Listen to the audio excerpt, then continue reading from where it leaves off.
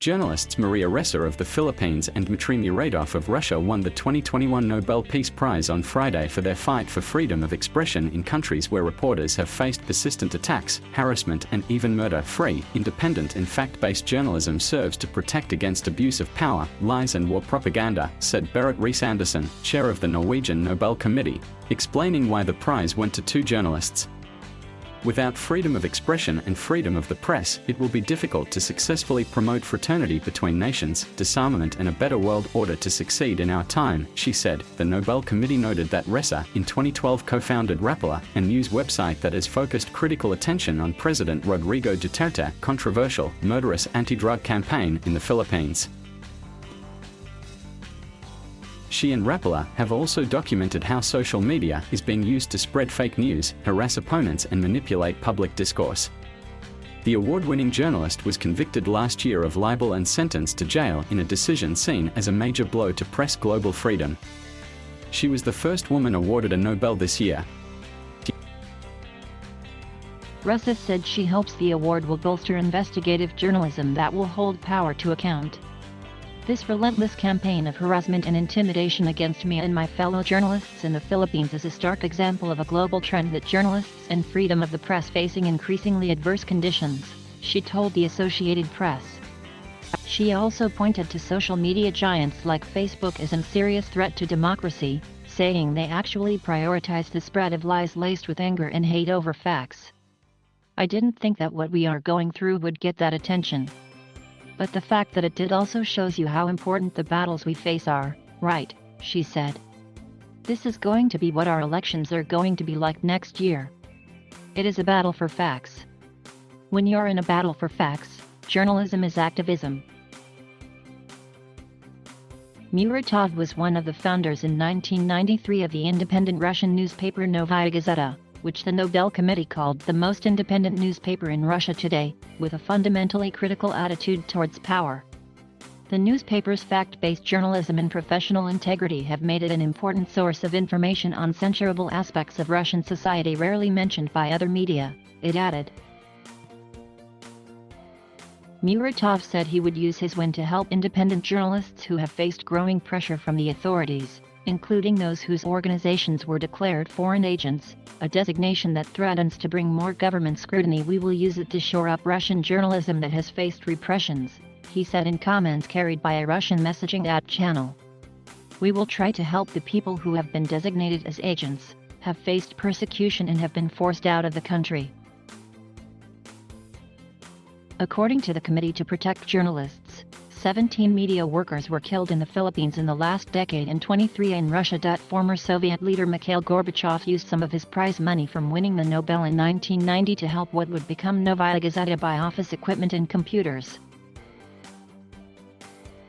The Nobel Committee noted that since the launch of the newspaper, 6 of its journalists have been killed, among them Anna Politkovskaya, who covered Russia's bloody conflict in Chechnya. Kremlin spokesman Dmitry Peskov praised Muratov as a talented and brave person. We can congratulate Dmitry Muratov.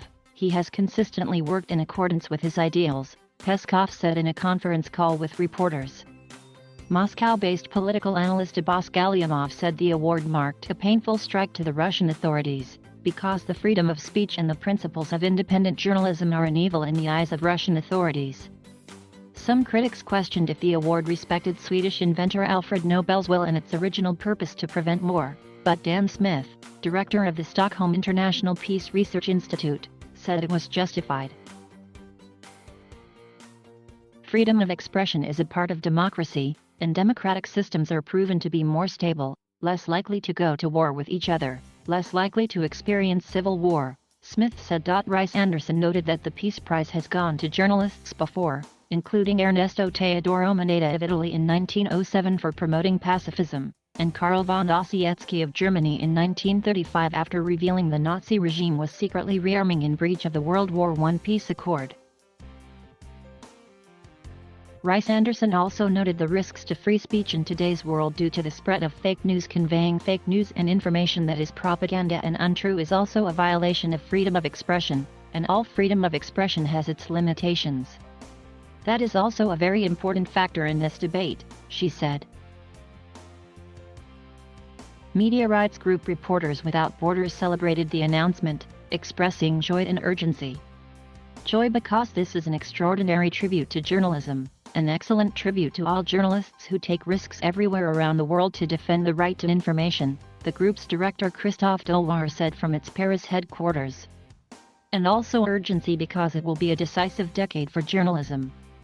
Journalism is in danger, journalism is weakened, journalism is threatened. Democracies are weakened by disinformation, by rumors, by hate speech.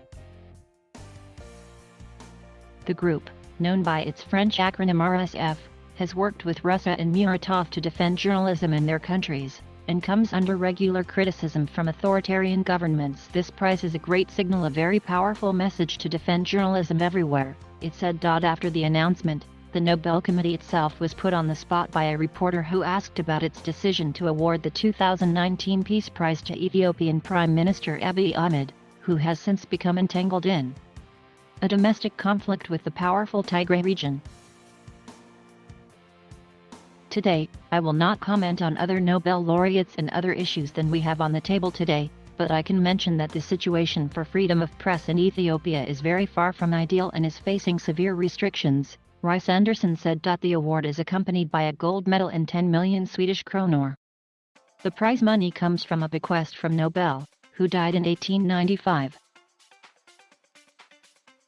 The Nobel Committee this week made the following awards. The prize in physiology or medicine went to Americans David Julius and Artem Patapushin for their discoveries into how the human body perceives temperature and touch. Thank you for watching. Please subscribe.